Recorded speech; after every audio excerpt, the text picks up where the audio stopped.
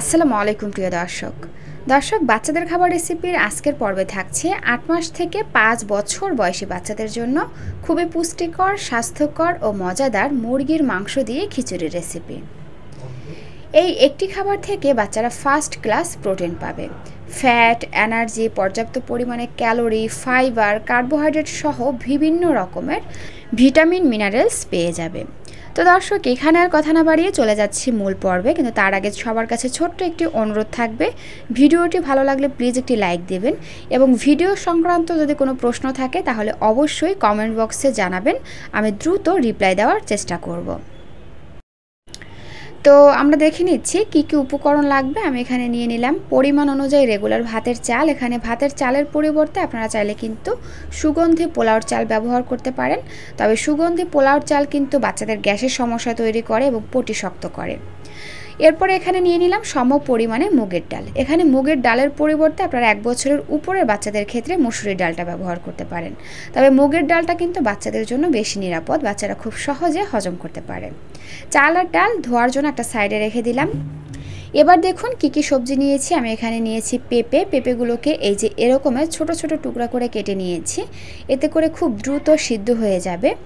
আর নিয়েছি এখানে পুঁই শাক। আপনারা এখানে পুঁই শাকের পরিবর্তে আপনাদের পছন্দ অনুযায়ী যে কোনো ধরনের শাক ব্যবহার করতে পারেন। এবং নিয়েছি এখানে গাজরটাকেও পেঁপের মতন ছোট ছোট করে কেটে নিয়েছি। আর নিয়েছি মুরগির মাংস, আমাদের মূল উপকরণ।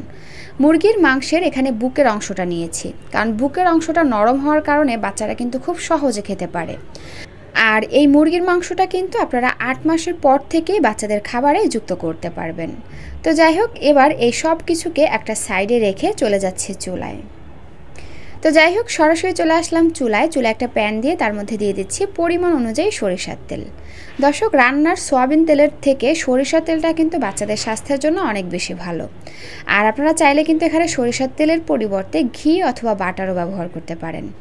তেল গরম হয়ে আসার পরে 1 টেবিল চামচ পেঁয়াজ কুচি, 2টা তেজপাতা, 1 টুকরো দারুচিনি আর 1টা এলাচ দিয়ে চুলার আঁচ মিডিয়াম আঁচে রেখে পেঁয়াজটাকে হালকা নরম করে ভেজে নিচ্ছি। যখন পেঁয়াজটা এরকমের হালকা নরম হয়ে আসবে এবং হালকা একটু বাদামি হয়ে আসবে, এই পর্যায়ে আমরা দিয়ে দিব চিকেনটা। তারপরে তেল আর পেঁয়াজের সঙ্গে এটাকে আমি 1 থেকে 1.5 মিনিটের মতন ভেজে নিব। খুব বেশি ভাজা যাবে না, তাহলে কিন্তু চিকেনটা হার্ড হয়ে আসবে। আর চিকেনটা যদি শক্ত হয়ে যায় তাহলে কিন্তু বাচ্চাদের খেতে অসুবিধা হবে। তো যাই হোক, 1.5 মিনিটের মতন ভেজে নিয়ে এবার এর মধ্যে দিয়ে দিচ্ছি গাজর আর পেঁপে। তারপরে ধুয়ে রাখা চাল আর ডাল দিয়ে দিচ্ছি।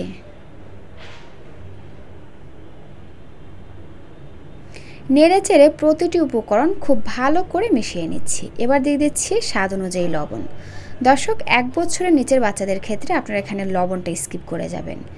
1/2 চা চামচ হলুদ গুঁড়া, 1/2 চা চামচ জিরার গুঁড়া দিয়ে দিচ্ছি। আরও দিয়ে দিচ্ছি 1 চা চামচ আদা এবং রসুন পেস্ট। দর্শক, বাচ্চাদের খাবার কিন্তু খুবই অল্প মশলা দিয়ে তৈরি করা উচিত, কারণ বাচ্চাদের খাবার যদি বেশি মশলা দিয়ে ঘোরপাক করে তৈরি করেন তাহলে কিন্তু বাচ্চারা খেয়ে হজম করতে পারবে না, যেহেতু তাদের হজম ক্ষমতা খুবই দুর্বল থাকে। তাই খুবই সহজপাচ্য এবং অল্প মশলা দিয়ে খিচুড়িটা রান্না করবেন, বাচ্চারা খুব সহজে খেয়ে হজম করতে পারবে এবং মজা করে খাবে। তো যাই হোক, এবার এগুলোকে আমি আরও 1 থেকে 2 মিনিটের মতন ভেজে নিয়েছি। নিচে ধরে যাচ্ছে, এজন্য দিয়ে দিচ্ছি পানি। পানিটা এমন পরিমাণে দিতে হবে যাতে মাংস, সবজি এবং চাল ডাল খুব ভালো করে সিদ্ধ হতে পারে। আমি এখানে এই মগের 2 মগ পানি দিয়েছি। নেড়ে চেড়ে ভালো করে প্রতিটি উপকরণ মিশিয়ে নিয়ে চুলার আঁচ হাই হিটে রেখে এর মধ্যে একটা বলক এনে নিচ্ছি। এই যে দেখুন, বলক চলে এসেছে। নেড়ে চেড়ে ভালো করে মিশিয়ে নিয়ে একটা ঢাকনা দিয়ে ঢেকে চুলার আঁচ মিডিয়াম এবং লোয়ের মাঝামাঝি রেখে এগুলোকে আমি 80%-এর মতন রান্না করে নিচ্ছি। ফিরে আসলাম 25 মিনিট পর। এরই মধ্যে কিন্তু চাল, ডাল, মাংস প্রায় 80%-এর মতন সিদ্ধ হয়ে গেছে। এই পর্যায়ে আমি শাকগুলো দিয়ে দিলাম, কারণ শাকটা যদি সেই প্রথম অবস্থায় দিতাম তাহলে কিন্তু শাকের কালার এবং পুষ্টিগুণ দুটোই নষ্ট হয়ে যেত। তো এজন্য আর কি লাস্ট ফিনিশিংয়ে আমি শাকটা দিয়ে দিলাম, এতে করে শাকের পুষ্টিগুণটা কিছুটা হলেও থেকে যাবে।